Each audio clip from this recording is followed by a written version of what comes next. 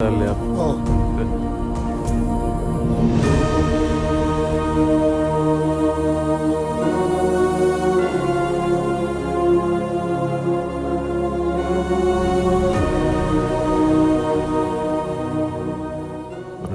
గారిని చూడాలని జనం వెయిట్ చేస్తున్నారమ్మా.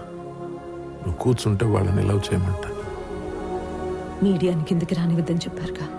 చెప్పానమ్మా, నువ్వే కూర్చో.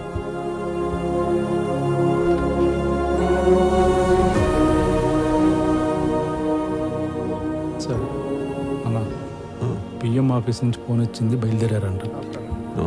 ఏమా సత్య, ప్రైమ్ మినిస్టర్ వస్తున్నారని పిఎంఓ నుంచి కాల్ వచ్చింది. బతికినా సచ్చినా పీకేఆర్ లాగా ఉండాలి. గ్రేట్.